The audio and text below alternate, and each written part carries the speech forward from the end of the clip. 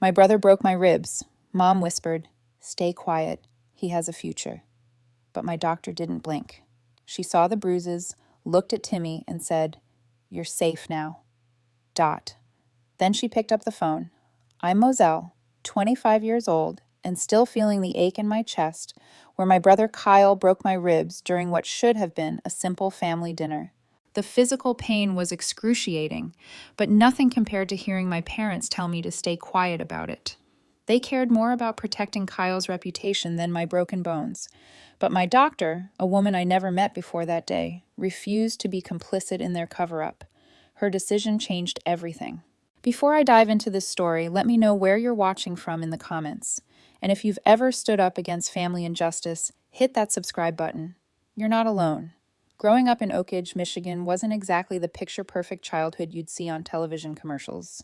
Our town had just under 15,000 residents, the kind of place where everyone knew everyone else's business, and appearances mattered more than almost anything else.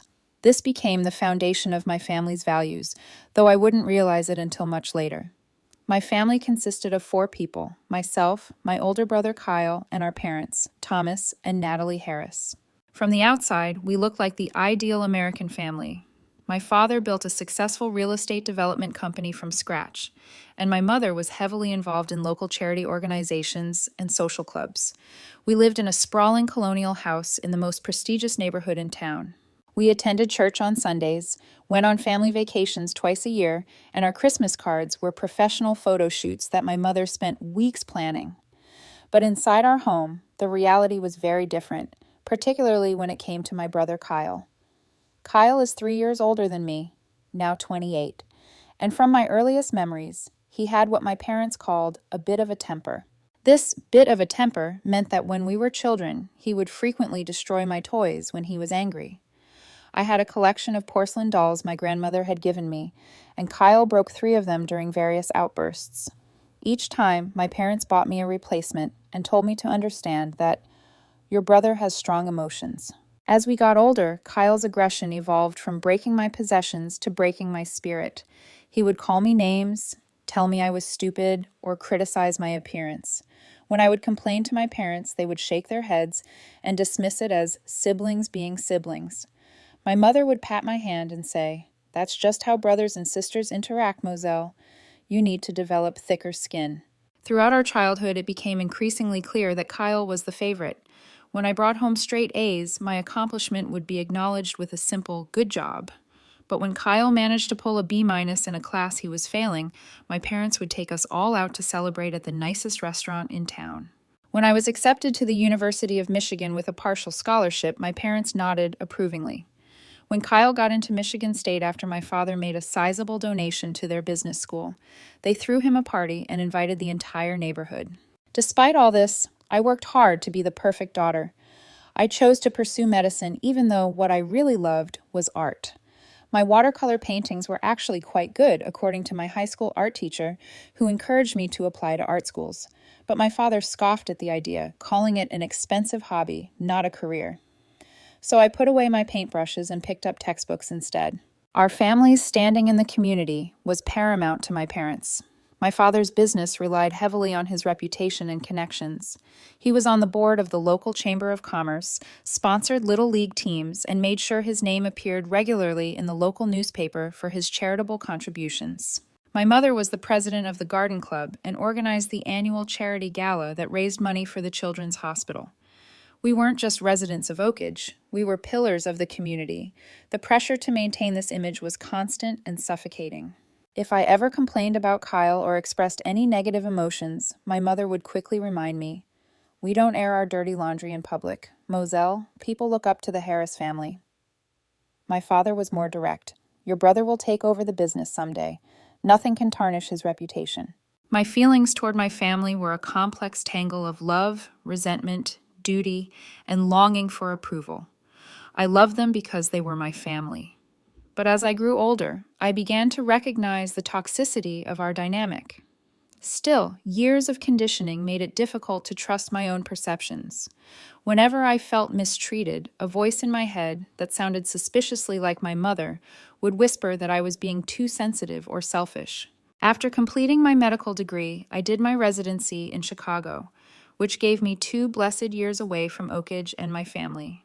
The distance provided clarity, and with the help of a therapist, I told my parents it was just a stress management counselor, I began to understand that my family's behavior wasn't normal or healthy. But then my residency ended, and an opportunity came up to join a medical practice back in Oakage. Despite my misgivings, I took it.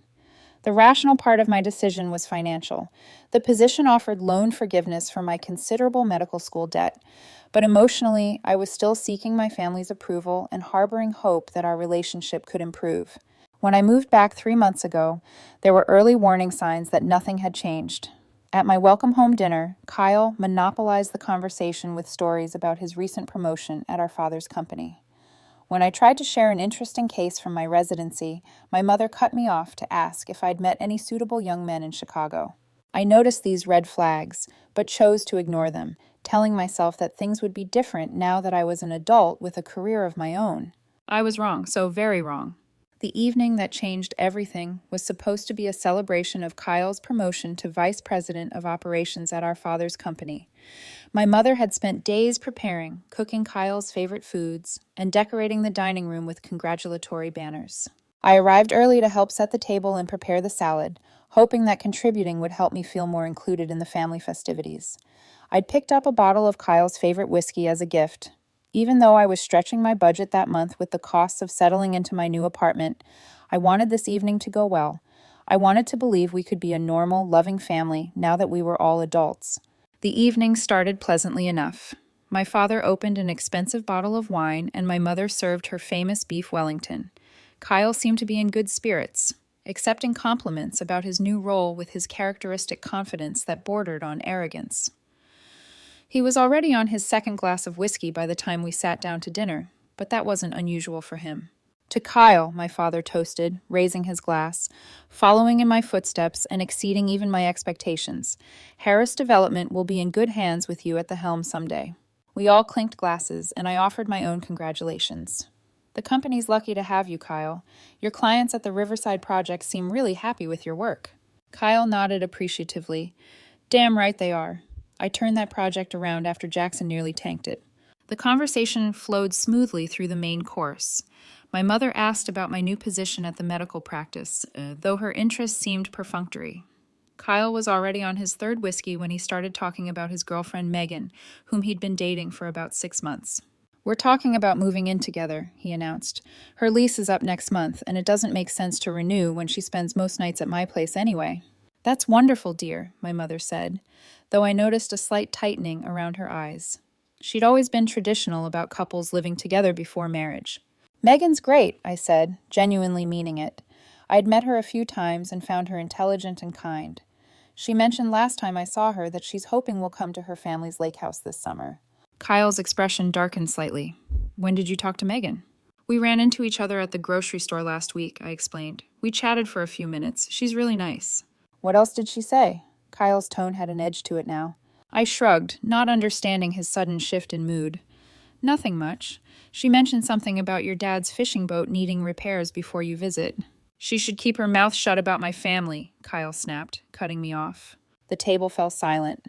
My mother looked down at her plate while my father cleared his throat uncomfortably. Kyle, I said carefully, she didn't say anything bad. She was just making conversation. Kyle, I said carefully. She didn't say anything bad. She was just making conversation. Last month she had the nerve to say, "Our family is intense," after Sunday dinner, Kyle said, his voice rising. Like her family is so perfect with her alcoholic uncle and shoplifting sister. I'm sure she didn't mean anything by it, my mother interjected, clearly trying to diffuse the situation. But Kyle wasn't listening.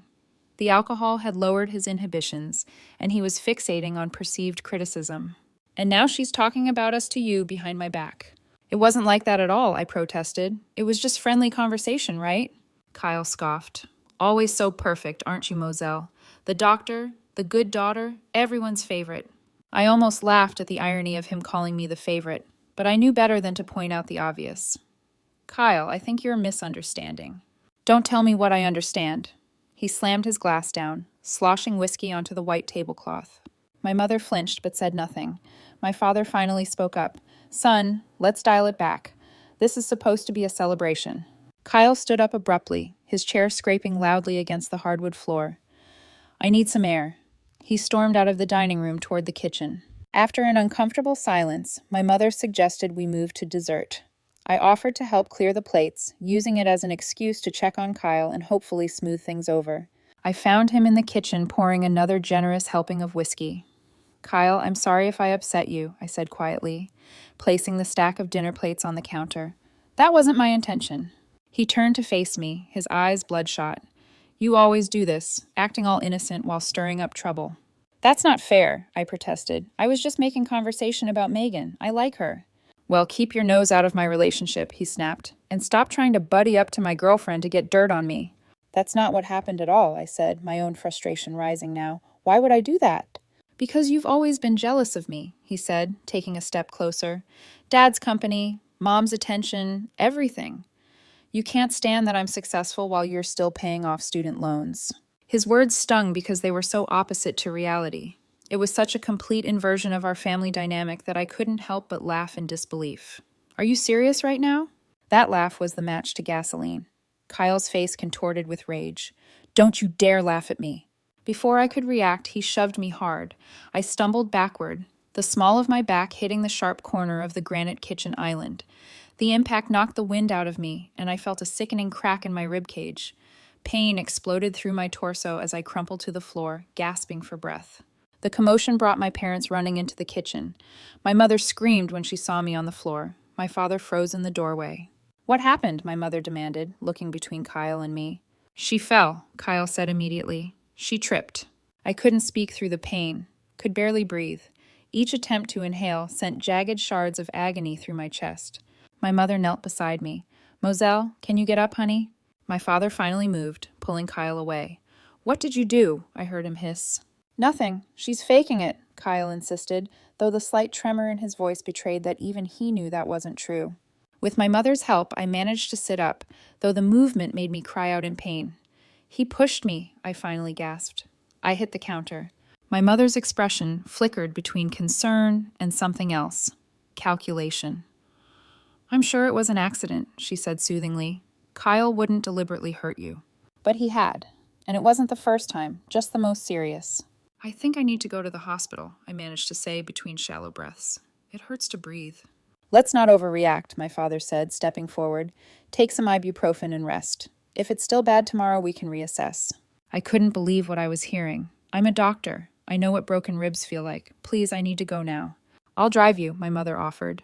I can drive myself, I said, not wanting to spend another minute in that house. Despite the excruciating pain, I needed to get away from them all. My father helped me to my feet, his face a mask of concern that didn't reach his eyes. These family disagreements happen, he said quietly. Let's not make more of this than it is. I didn't respond, focusing instead on breathing shallowly to minimize the pain. I gathered my purse and keys, refusing further assistance. As I carefully made my way to the door, I heard my father talking to Kyle in harsh whispers. The drive home was agonizing. Every bump in the road sent spasms of pain through my chest. I should have gone straight to the emergency room, but shock and denial pushed me to go home instead. I told myself I'd take some strong painkillers from my personal medical kit and see how I felt in the morning. Part of me still couldn't process what had happened. Not just Kyle's violence, but my parents' reaction to it. That night was one of the longest of my life. I couldn't lie down without excruciating pain, so I spent it propped up in a recliner, drifting in and out of uneasy sleep. By morning, the pain had not subsided, and my side was now sporting an angry purple bruise. I could barely move without gasping in pain. I knew then that I couldn't ignore this. I needed medical attention regardless of what my family wanted. The next morning brought not just physical pain, but the emotional assault of my family's reaction. My phone started ringing at 7:30 a.m., my mother's ringtone. I let it go to voicemail, not ready to speak with her yet. 10 minutes later, she called again. This time I answered. Moselle, how are you feeling this morning? Her voice was light, casual, as if she were asking about a mild headache rather than potentially broken ribs. Not good, I replied. Honestly, I'm in a lot of pain. I can barely move. These things always feel worse the next day, she said dismissively. Take some Advil and put ice on it. Listen, about last night. Mom, I think my ribs are broken, I interrupted. Kyle seriously hurt me. There was a pause on the other end of the line. When she spoke again, her voice had taken on that placating tone she used when she thought I was being difficult. Sweetheart, it was an unfortunate incident, but let's not blow it out of proportion. Kyle feels terrible about it. Has he said that? Has he called to apologize? I asked, already knowing the answer. He will, I'm sure. He was very upset last night after he left. But right now, we need to focus on moving past this. Your father and I think it's best if we just put this behind us. I shifted in my chair, wincing at the stab of pain. Mom, I can't breathe without it hurting. This isn't something I can just put behind me. It's probably just bruised, she insisted. If Kyle had really hurt you that badly, you would have gone to the hospital last night. The gaslighting was so blatant, it would have been laughable if it weren't so infuriating. I'm going to get it checked out today, I told her firmly. Moselle, her voice took on a warning edge. I think it's best if we keep this within the family. There's no need to involve outsiders in what was clearly just a momentary loss of temper. Outsiders? Mom, I'm talking about seeing a doctor for a medical injury. You know what I mean, she said impatiently. Questions will be asked. Forms will need to be filled out. Things get put on record. Are you seriously asking me not to seek medical attention because it might reflect badly on Kyle? I couldn't keep the incredulity from my voice. I'm asking you to think about the consequences, she replied. Your father's business depends on our reputation in this community. Kyle is positioned to take over eventually. A misunderstanding like this could have lasting repercussions. A misunderstanding, I echoed. He shoved me into a counter and broke my ribs. That's not a misunderstanding, that's assault. Don't use that word, she hissed. Your brother would never assault you. He had too much to drink, and there was an accident. These things happen in families. Before I could respond, I heard my father's voice in the background asking for the phone. After a moment of muffled conversation, he came on the line. Moselle, he said, his business voice in full effect. How are you feeling? Like Kyle broke my ribs, I replied bluntly. He sighed heavily. Your mother tells me you're thinking of going to the doctor. I think that's premature. Give it a day or two to see if it improves. Dad, I am a doctor. I know what broken ribs feel like. Then you also know there's not much they can do for ribs anyway, he countered. They'll just tell you to rest and take pain medication, which you can do at home. He wasn't entirely wrong, but that wasn't the point. I need an x-ray to make sure there's no displacement that could puncture a lung.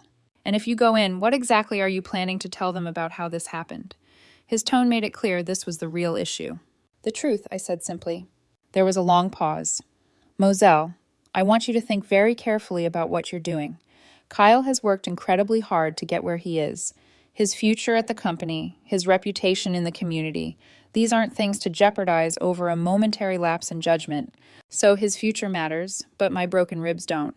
Don't twist my words, he said sharply. Of course I care about your health, but there are broader considerations here. Kyle made a mistake, yes, but he doesn't deserve to have his life ruined over it. The conversation continued in this vein for another 10 minutes. By the time we hung up, his message was crystal clear. My pain and health were secondary to protecting Kyle and the family image. Less than an hour later, my phone pinged with a text from my mother. Sending a little something to help you feel better. Love you.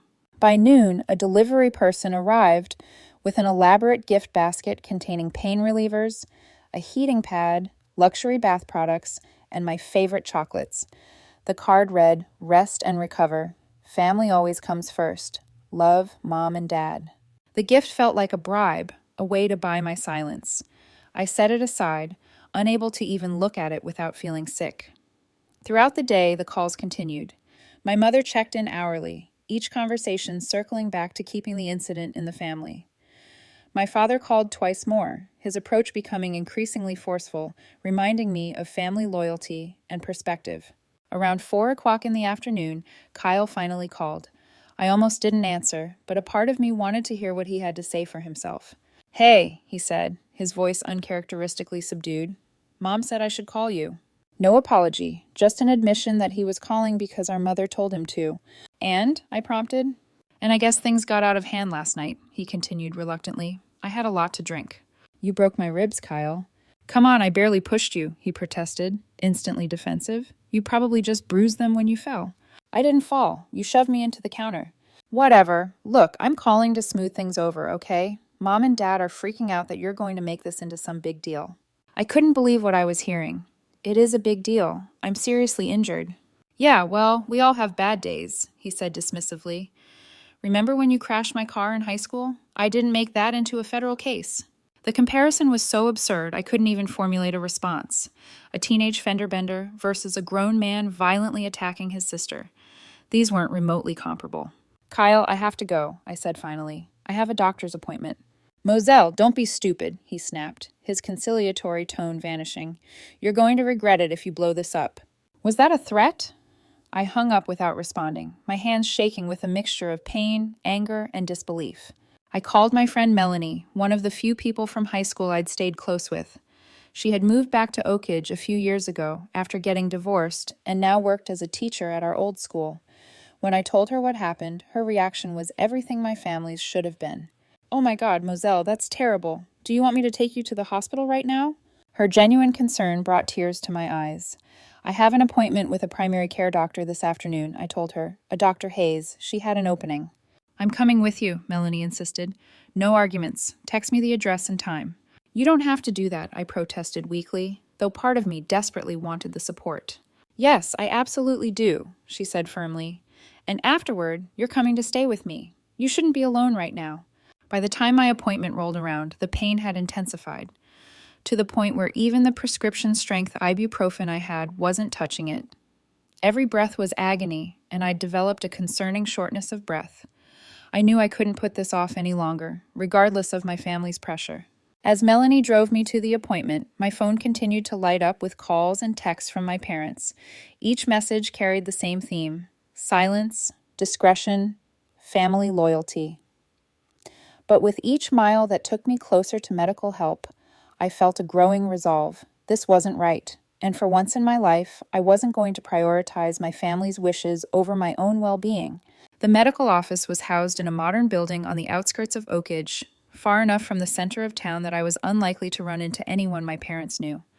Melanie helped me from the car, supporting me as we slowly made our way inside. The receptionist looked concerned when she saw me wincing with each careful step. Dr. Hayes will be with you shortly, she assured me, after I'd filled out the intake forms, deliberately leaving blank the section asking how the injury occurred. True to the receptionist's word, I didn't wait long. Dr. Laura Hayes turned out to be a woman in her early 50s with kind eyes and a no-nonsense demeanor. She reminded me a bit of my favorite professor from medical school, confident, direct, but with an underlying warmth that put patients at ease. Dr. Harris, she said, extending her hand as she entered the examination room. I've heard good things about you from Dr. Patterson at the clinic, though I'm sorry we're meeting under these circumstances.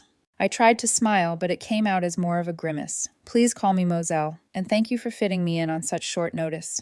Of course, she nodded, glancing at my intake forms. I see you're experiencing chest pain and difficulty breathing. Can you tell me what happened? This was the moment I'd been dreading. A lifetime of conditioning to protect my family warred with my medical training and the simple human need to tell the truth. I had an accident, I said vaguely. Dr. Hayes looked at me steadily. What kind of accident? I was pushed and hit a counter, I said, the words coming out in a rush. With my back, right here. I indicated the area just below my shoulder blade.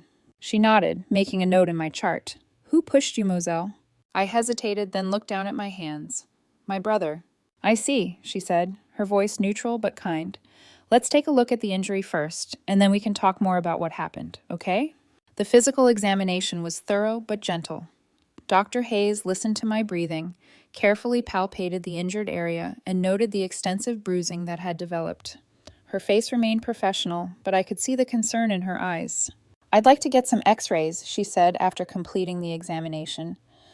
Based on your symptoms and the physical findings, I suspect you have at least 2 broken ribs, possibly 3. I'm also concerned about the shortness of breath, which could indicate a more serious complication. The X-ray confirmed her suspicions. 3 fractured ribs, one with a concerning displacement that explained my breathing difficulties. When Dr. Hayes returned to the examination room with the results, her expression was grave. Moselle, she said, sitting down across from me. These are significant injuries. The displacement of your 7th rib could potentially cause a pneumothorax, a collapsed lung, if not properly monitored and treated. I'm going to prescribe appropriate pain medication and give you specific care instructions, but I need to ask you some more questions about how this happened. I nodded, a lump forming in my throat. You said your brother pushed you, she continued gently. Was this an accident during play, or was it deliberate? It was deliberate, I admitted, my voice barely above a whisper. He was angry. He'd been drinking. Has anything like this happened before? I thought about all the times Kyle had accidentally hurt me growing up. The shoves that were too hard to be playful, the arm grabs that left fingerprint bruises, the times he'd thrown things at me in anger. Not this seriously, I said finally. But yes, he has a history of being physical when he's angry. Dr. Hayes nodded, her expression compassionate but serious. And how have your family members responded to this incident? The dam broke. Perhaps it was the pain medication beginning to take effect, or the simple relief of finally talking to someone who seemed genuinely concerned. But I found myself telling Dr. Hayes everything. Kyle's attack, my parents' dismissive response, their pressure to keep quiet, and their prioritization of the family's reputation over my well-being. They sent me a gift basket, I said with a hollow laugh that sent pain shooting through my chest. Like chocolates and bath bombs could make up for broken ribs, and the fact that they care more about how this affects Kyle than how it affects me. Dr. Hayes listened without interruption, occasionally making notes. When I finally fell silent, she put down her pen and looked at me directly. Moselle, as a medical professional, I want to be completely transparent with you about my obligations here. What you've described is a case of domestic violence, and in my position, I am a mandatory reporter. My heart sank. What does that mean exactly? It means that I am legally required to report incidents of suspected abuse to the appropriate authorities, she explained gently. In this case, that would mean filing a report with the police. Panic flared in my chest, competing with the pain from my ribs. No, you can't do that. My family would... I trailed off, realizing how telling my immediate response was. Would what? Dr. Hayes prompted softly. Be angry? Cut you off? Continue to prioritize your brother's reputation over your safety? Pulled into the open like that, it sounded so clear-cut. But decades of family dynamics aren't easily dismissed. You don't understand, I protested weakly. It's complicated. I understand better than you might think, Dr. Hayes said, surprising me. When I was in my 20s, my father broke my arm during an argument. My mother begged me to tell the doctors I fell down the stairs, and I did, because I didn't want to tear our family apart. Her candor caught me off guard.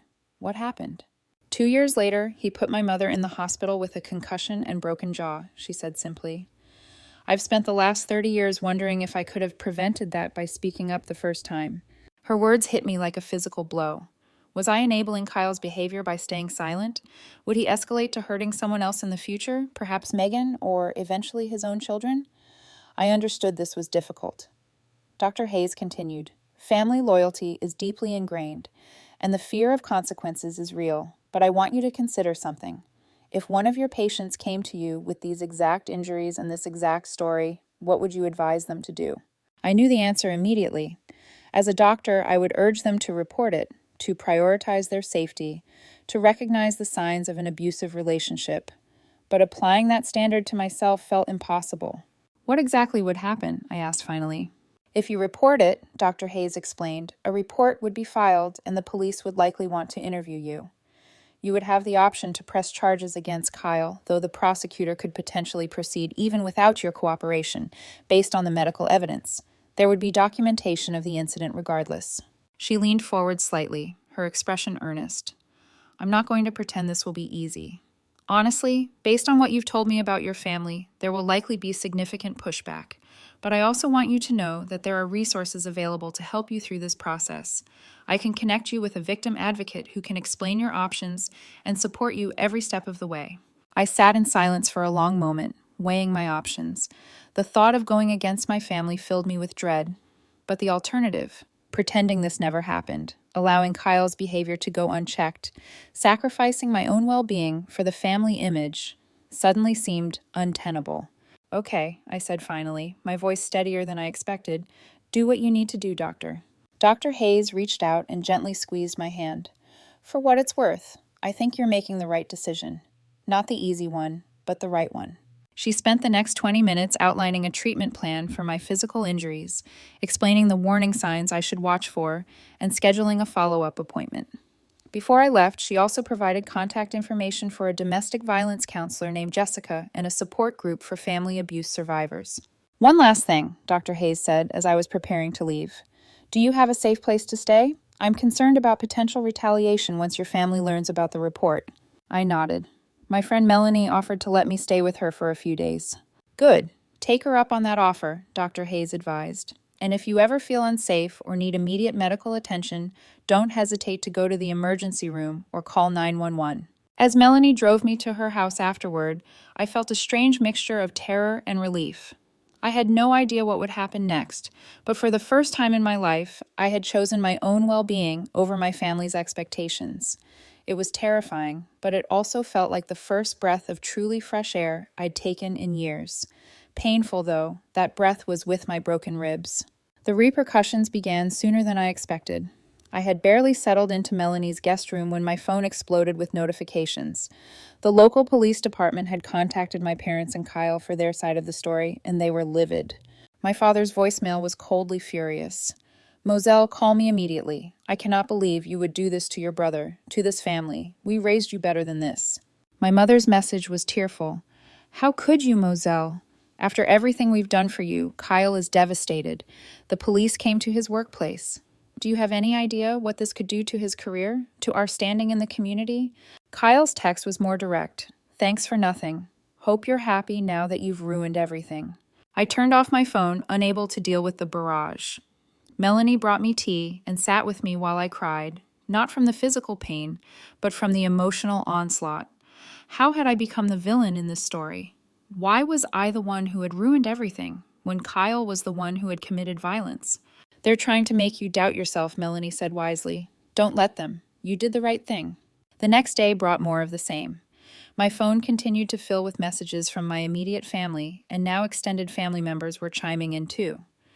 My Aunt Susan, my father's sister, called to tell me I was tearing the family apart over a little disagreement. My cousin Patrick texted that I was being dramatic and attention-seeking. Even my grandmother, who had always been kind to me, left a voicemail asking why I couldn't have handled this within the family. Only my mother's younger sister Barbara sent a different message. I believe you, Moselle. Call me if you need anything. Love you. I hadn't spoken to Aunt Barbara in years. She'd had a falling out with my mother over something that was never explained to me, and had been largely absent from family gatherings ever since. Her support, though unexpected, was a tiny lifeline in the storm. I took a few days off from work, using my medical leave to recover physically and try to process everything emotionally. Dr. Hayes had connected me with Jessica, the domestic violence counselor, who called to check on me and provide resources. She explained that what I was experiencing, the family closing ranks, the victim blaming, the pressure to recant, was unfortunately common in cases of family violence. They're trying to maintain the status quo, Jessica explained. Your speaking up threatens the family system they've established, where your brother's behavior is excused and enabled. It's painful, but their reaction actually confirms that you made the right choice by breaking the silence. 5 days after my appointment with Dr. Hayes, I returned to my apartment briefly to pick up more clothes and some work files. I had just finished packing a bag when there was a loud knock at the door. I froze instantly, knowing who it was. Sure enough, when I peered through the peephole, I saw my parents standing in the hallway, grim-faced. I considered not answering, but I knew this confrontation was inevitable. Better to have it on my territory than theirs. I opened the door, but didn't invite them in. We need to talk, my father said without preamble. I'm busy right now, I replied, trying to keep my voice steady. Too busy for your family? My mother asked, her voice sharp with hurt and anger. After what you've done, you owe us at least a conversation. I sighed and stepped back, allowing them to enter. They surveyed my half-packed suitcase with disapproval. Running away? My father asked. Taking care of myself, I corrected. What do you want? We want you to fix this mess you've created, he said bluntly. The police are talking about charging Kyle with assault. His job could be at risk. People are already talking. I didn't create this mess, I said, a spark of anger cutting through my anxiety. Kyle did, when he broke my ribs. It was an accident, my mother insisted. He pushed you, yes, but he didn't mean for you to get hurt like that. He's 28 years old, Mom. He doesn't get to hide behind he didn't mean it anymore. And it wasn't an accident. He deliberately shoved me because he was angry. My father stepped closer. His imposing height meant to intimidate, as it had so many times in my childhood. Moselle, you need to tell the police you want to drop this. Say you exaggerated, that you misunderstood what happened. I can't do that, I said, taking a step back. It would be lying. So you'd rather destroy your brother's life over one mistake? My mother's voice broke with emotion. What kind of sister does that make you? What kind of brother breaks his sister's ribs and then calls her a liar for seeking medical help? I countered. What kind of parents care more about their son's reputation than their daughter's safety? My father's face darkened with anger. That's enough. We have always protected both of you. Everything we've done has been for this family. No, I said, the realization crystallizing as I spoke. Everything you've done has been for the family image. For Kyle. Never for me. That's not true, my mother protested. We put you through medical school. Because it looked good to have a doctor in the family, I shot back. Not because you cared about what I wanted. I wanted to study art, remember? You both laughed at the idea. My father dismissed this with a wave of his hand. This isn't about ancient history. This is about what you're doing right now, which is betraying your family. I'm not betraying anyone. I'm standing up for myself, maybe for the first time. The argument continued in circles, with my parents alternating between guilt-tripping, threatening, and occasionally attempting to cajole me into recanting my story. When it became clear I wouldn't budge, my father played his final card. If you go through with this, you're on your own, he said coldly. Financially, emotionally, in every way. Is that what you want? To lose your family over this? The threat should have terrified me. In many ways it did, but underneath the fear was a strange sense of clarity. I lost my family the moment you chose to protect Kyle instead of me, I said quietly. Maybe I never really had one to begin with. My mother began to cry in earnest while my father's face turned to stone. You'll regret this, he said finally. When the dust settles and you've burned all your bridges, you'll realize what you've thrown away. After they left, I sat on my couch for a long time, trembling with the aftermath of adrenaline. I had stood my ground, but the cost was becoming increasingly clear. My phone pinged with a text from Kyle. Hope you're happy now that Mom's hysterical. Dad says you're dead to him. Good job, sis. The harassment didn't stop there. Over the next few days, Kyle escalated his campaign against me. He posted vague but pointed comments on social media about family traitors and attention-seeking liars. He contacted mutual friends to give them his side of the story, painting me as unstable and vindictive. Most disturbingly, he began spreading rumors at the hospital where I worked, telling people I had fabricated the abuse allegations because I was jealous of his success. Some friends distanced themselves, uncomfortable with being drawn into family drama. Colleagues gave me strange looks in the hallway. Even Melanie, supportive as she was, seemed overwhelmed by the intensity of the situation. I had no idea your family would react like this, she admitted one evening. I mean, I knew they were kind of intense, but this is next level. I nodded, understanding her discomfort. You don't have to keep letting me stay here if it's too much. I can find somewhere else. Don't be ridiculous, she said firmly. I'm not abandoning you. I'm just saying it's a lot, but we'll get through it. Her loyalty meant everything to me, especially as others fell away. My circle was shrinking rapidly, and the pressure was intensifying from all sides. Work became increasingly stressful as I tried to maintain my professional demeanor while dealing with the whispers and the strain of Kyle's smear campaign. The final blow came in the form of an ultimatum delivered via my father's attorney. If I didn't recant my statement to the police and the medical report within 48 hours, my parents would cut off any remaining financial support, including the help they'd been providing with my student loan payments, remove me from the family trust, publicly disown me as their daughter. The letter concluded with a reminder that they had always been generous and would welcome me back into the family if I came to my senses and fixed the damage I had done. Reading those cold, calculating words, I felt something shift inside me. The fog of doubt and guilt that had clouded my judgment began to clear. This wasn't love. It had never been love. Real families don't threaten, manipulate, and enable abuse. Real families protect each other from harm, not inflict it. I sat at Melanie's kitchen table that night, the lawyer's letter spread out before me, and made a decision. I wasn't going to recant. I wasn't going to lie. For perhaps the first time in my life, I was going to stand firmly in my truth, whatever the consequences might be. The next morning, I called Jessica, the domestic violence counselor. I need help, I told her. My family is escalating their pressure, and I don't know what to do next. You're doing exactly the right thing by reaching out, she assured me. Let's talk about some practical steps to protect yourself and build a support system that doesn't include your biological family. That conversation became the first step in my journey toward true independence, not just financially, but emotionally and psychologically as well. It was terrifying to face the future without the family I'd always known, but as I would soon discover, it was also the beginning of a profound liberation. 2 weeks after my appointment with Dr. Hayes, I returned for a follow-up. The physical healing had begun. The pain was more manageable, and my breathing had improved. But emotionally, I was still raw and vulnerable. "How are you holding up?" Dr. Hayes asked after examining my ribs and confirming they were healing properly. "Physically better," I admitted. "The rest, it's complicated." She nodded, understanding. "Family trauma usually is. Have you been in touch with Jessica?" "Yes, she's been incredibly helpful." This was an understatement. Jessica had become my lifeline, helping me navigate not just the legal aspects of my situation, but also the emotional minefield of family estrangement. She suggested I join a support group for family abuse survivors. I went to my first meeting yesterday. "That's excellent," Dr. Hayes said approvingly. "How did it go?" "It was intense, but good. For the first time, I was in a room full of people who completely understood what I'm going through. No judgment, no questions about why I didn't just work it out with my family." Dr. Hayes smiled.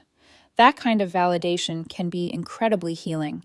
I still remember my first support group meeting after my own experience. It was like finally being able to breathe after holding my breath for years. "Exactly," I agreed.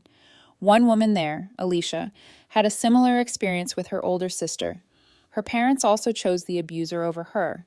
Hearing her story made me feel less alone, less crazy for standing my ground. "You're definitely not crazy," Dr. Hayes assured me. "What you're doing takes tremendous courage. Not many people have the strength to break generational patterns of abuse and enablement."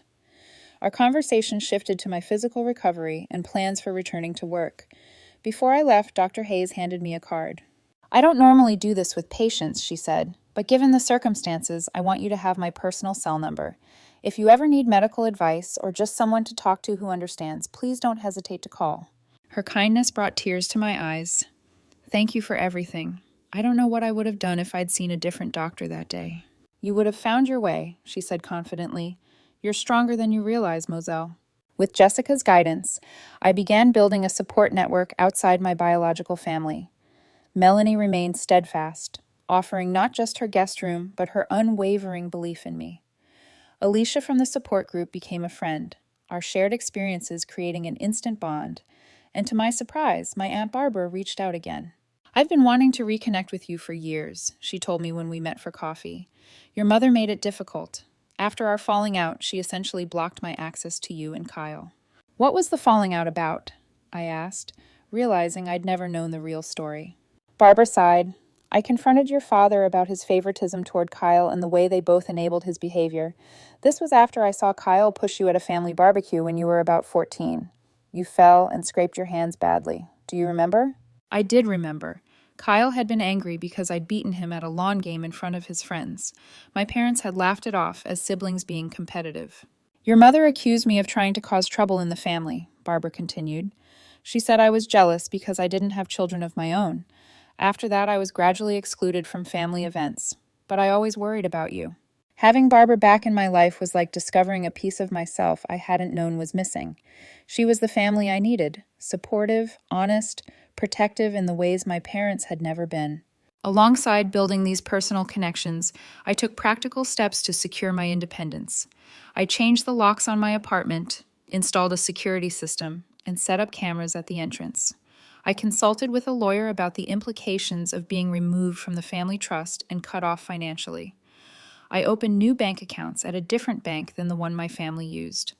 Small steps, but each one made me feel more secure, more in control of my own life. Jessica also connected me with resources to help understand the psychological patterns that had shaped my family dynamic. I devoured books on toxic family systems, narcissistic parents, and the psychology of scapegoating. The more I learned, the clearer my situation became. Kyle was the golden child, perpetually excused and elevated no matter his behavior. I was the scapegoat, expected to absorb blame and prioritize everyone else's needs above my own. This education was both painful and liberating. Painful to recognize how deeply dysfunctional my family was, but liberating to understand that it wasn't my fault. I hadn't caused the abuse by being too sensitive or difficult, as my parents had always implied. I hadn't imagined or exaggerated the mistreatment. It was real, and I had every right to protect myself from it. The most challenging aspect of this new knowledge was learning to set and maintain boundaries. My entire life had been built around accommodating my family's demands and expectations. Standing firm in the face of their pressure went against decades of conditioning. Think of boundary setting as a muscle, Jessica advised during one of our sessions.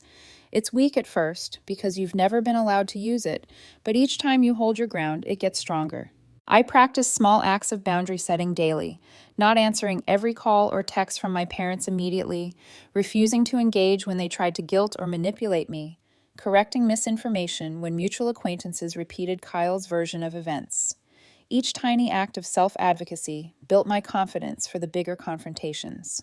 The police investigation into the incident continued, with a prosecutor ultimately deciding to charge Kyle with domestic assault, despite my parents' efforts to intervene. Kyle hired an expensive attorney and pleaded not guilty, setting the stage for a potential trial where I would have to testify against him. The prospect was terrifying, but I was determined to see it through. Through all of this, I was surprised to discover an unexpected sense of peace emerging alongside the turmoil. For so long, I had contorted myself to fit into my family's expectations, suppressing my own needs and perceptions to maintain harmony. Now, despite the external chaos, I was beginning to feel an internal alignment I had never experienced before. My thoughts, feelings, and actions were finally in congruence. I was living in my truth, painful though it was. My support group became a sanctuary where I could express my fears and doubts without judgment. During one particularly difficult session, after receiving a scathing email from my father, I broke down. Sometimes I wonder if it would have been easier to just stay silent, I admitted through tears. To just take the pain and keep the peace like I always have. Easier in the short term, maybe, Alicia said gently. But that kind of silence eats away at your soul. Trust me, I tried it for years. An older woman named Ruth nodded in agreement. I stayed silent about my brother's abuse for 40 years. By the time I finally spoke up, I'd lost myself so completely, I didn't know who I was anymore. You're doing the hard work now, but you're saving yourself decades of invisible pain. Their words stayed with me. A talisman against the doubt that still sometimes crept in during weak moments. I was doing the hard work now. I was breaking a cycle that could have continued for generations. I was choosing truth over comfortable lies, health over dysfunction, reality over illusion. 6 weeks after the incident, I felt strong enough to return to my own apartment full-time. Melanie helped me sage the space, a ritual cleansing she swore by, and we rearranged the furniture to create a fresh start. My parents' gift basket had long since been donated to a women's shelter, removing that symbol of their manipulative support. That night, alone in my own space for the first time since everything had happened, I took out my watercolors, unused since college, and began to paint. The image that emerged wasn't planned, a small bird with a broken wing, but surrounded by light, beginning to heal. As I lost myself in the creative process that had once been my passion, I felt something shifting. Opening, releasing within me. I was not just surviving this ordeal.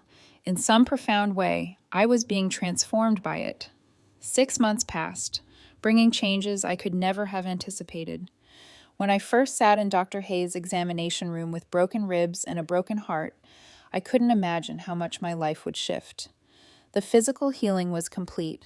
My ribs had mended without complications, leaving only the faintest ache during weather changes to remind me of the injury. The emotional healing was still an ongoing process, but one marked by remarkable progress. I had moved to a different neighborhood, a small but significant act of reclaiming my independence. My new apartment was brighter, with large windows that flooded the space with natural light and a spare bedroom I converted into an art studio. Paintings in various stages of completion lined the walls, evidence of my rekindled passion for creating.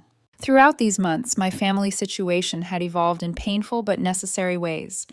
After multiple attempts at reconciliation on their terms, which always involved me recanting my exaggerated version of events and apologizing to Kyle, I had requested a meeting with clear conditions.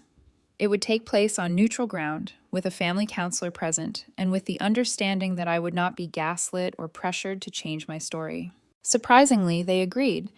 Perhaps they thought they could still convince me in person. Or maybe they were feeling the social consequences of our estrangement in a community where appearances mattered so much. The meeting took place at the counselor's office on a crisp fall afternoon. My parents arrived dressed immaculately as if for church, their expressions a careful blend of concern and restraint. Kyle came separately, his usual confidence dimmed somewhat by the pending legal case against him, which had been delayed by procedural issues. The counselor, Dr. Morgan, established ground rules for our conversation. No interrupting, no name-calling, using I statements rather than accusations. My parents nodded agreeably, though I could sense their impatience with what they probably viewed as unnecessary formality. Moselle, Dr. Morgan began, would you like to start by sharing what you hope to achieve from today's meeting? I took a deep breath, centering myself as I'd practiced. I want clarity and honesty about what happened and what happens next. I want acknowledgement of the harm that was done to me, both by Kyle's actions and by your response to them. And I want to establish boundaries for any future relationship we might have. My mother frowned slightly at the word boundaries, but remained silent. My father shifted in his seat, already uncomfortable with the direction of the conversation. Thomas and Natalie, Dr. Morgan turned to my parents. What are your hopes for today? My father cleared his throat. We want our family back together. This division has gone on long enough. We want to put this unfortunate incident behind us and move forward.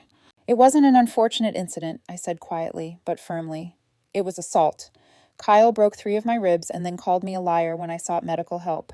You both pressured me to lie about my injuries and prioritize his reputation over my physical safety. Moselle, you know that's not how it happened, my mother began, her voice taking on the placating tone I'd grown to recognize as the prelude to gaslighting. Actually, Mom, that is exactly how it happened, I countered. And this pattern of denying reality is precisely why we're sitting here today. Dr. Morgan gently redirected the conversation, asking each of us to express our feelings without disputing each other's experiences. What followed was 2 hours of painful but necessary truth-telling. My parents continued to minimize and deflect, though with less conviction than before. Kyle offered a superficial apology that focused more on the inconvenience the situation had caused him than on the harm he had inflicted. I'm sorry things got out of hand, he said, not quite meeting my eyes. I never meant for you to get seriously hurt, but you have to admit going to the police was an extreme reaction. Was it? I asked, maintaining my composure despite the anger bubbling beneath the surface. If a stranger had broken my ribs, would reporting it be extreme? Why should you be held to a lower standard of behavior because we're related? He had no good answer for that. By the end of the session, it was clear that while my family was willing to have me back in their lives, they were not truly willing to acknowledge the dysfunction that had led to our estrangement. They wanted reconciliation without accountability, forgiveness without change. As we prepared to leave, my father made one final appeal. Moselle, we miss you. Despite everything, we're still your family. No one will ever love you like we do. I looked at him for a long moment, seeing him clearly, perhaps for the first time. That's the problem, Dad. The way you love is conditional and harmful. I deserve better. We all do.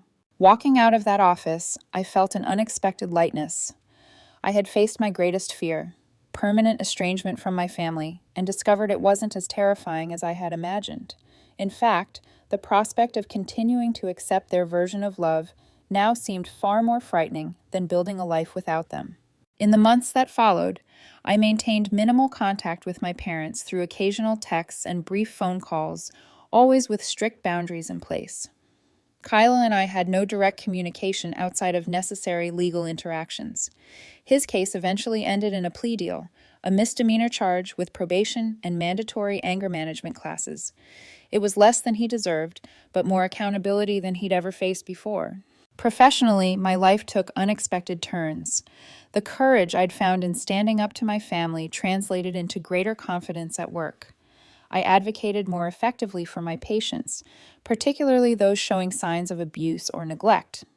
My colleagues noticed the change, and I was offered a leadership position on a new community health initiative focused on domestic violence prevention and intervention. This work brought me into regular contact with Dr. Hayes, who became both mentor and friend. During one of our meetings to discuss the initiative, I finally found the words to express my gratitude. I wrote you a letter, I said, handing her an envelope, to thank you for what you did that day, for seeing what was happening and having the courage to do something about it. She accepted the letter with a warm smile. I was just doing my job, Moselle. No, I shook my head. You did more than that. You showed me what true professional integrity looks like. You were willing to make a difficult choice because it was the right one, not the easy one. That's the kind of doctor I want to be. Our work together on the initiative became one of the most rewarding aspects of my professional life. We developed training programs for medical professionals to better recognize and respond to signs of abuse, created resources for patients, and built partnerships with local support services. Each person we helped felt like a small redemption of my own experience. My personal life flourished as well. The support group that had been my lifeline in the early days became a community where I both received and offered healing. Alicia and I started a monthly gathering for survivors to share art, poetry, and stories as part of their recovery process. Melanie remained my closest friend, her loyalty during my darkest days, cementing a bond that felt more like family than many blood relationships. And speaking of family, Aunt Barbara became a central figure in my life. Her home became my holiday destination, her wisdom a guide through the complex emotions of creating a new kind of family when the original one had failed. Through her, I connected with cousins I'd barely known growing up, discovering relationships untainted by the dynamics that had poisoned my immediate family. Most surprisingly, I began dating again after years of focusing exclusively on my career. Daniel, a kind and thoughtful architect I met through a community art class, showed me what healthy communication and respect looked like in a romantic relationship. Our connection developed slowly, built on friendship and mutual values, rather than the desperate need for approval that had characterized my previous relationships. On the anniversary of my appointment with Dr. Hayes, I took myself on a solo retreat to a cabin by a lake. I brought my paints, my journal, and a stack of books, intending to reflect on the year's journey. Sitting on the dock at sunset, watching the light play across the water, I wrote in my journal. A year ago today, I was broken in more ways than I knew. My ribs were fractured, but so was my sense of self, my understanding of love, my belief in my own perceptions. I thought speaking the truth would destroy me, that I couldn't survive without the family that had both shaped and distorted me. I was wrong. The truth didn't destroy me. It rebuilt me stronger than before. I learned that real love doesn't demand silence about abuse. Real family, whether bound by blood or by choice, lifts you up rather than holding you down. Real strength isn't enduring mistreatment. It's having the courage to say no more. I don't know what the future holds. The relationship with my parents remains complicated and limited. Kyle and I may never reconcile. There are still days of grief and doubt, but for the first time in my life, I'm building a foundation based on truth rather than pretense, on authentic connection rather than obligation, on self-respect rather than self-sacrifice. That feels like victory. That feels like healing. That feels like home. As I sit here writing this, I wonder how many of you have faced similar crossroads in your own families. Have you ever had to choose between peace and truth, between family loyalty and self-preservation? I'd love to hear your stories in the comments below.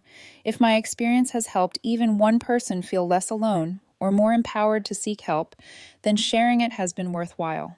Please like this video if it resonated with you. Subscribe for more stories of healing and transformation, and share it with someone who might need to hear that they deserve better.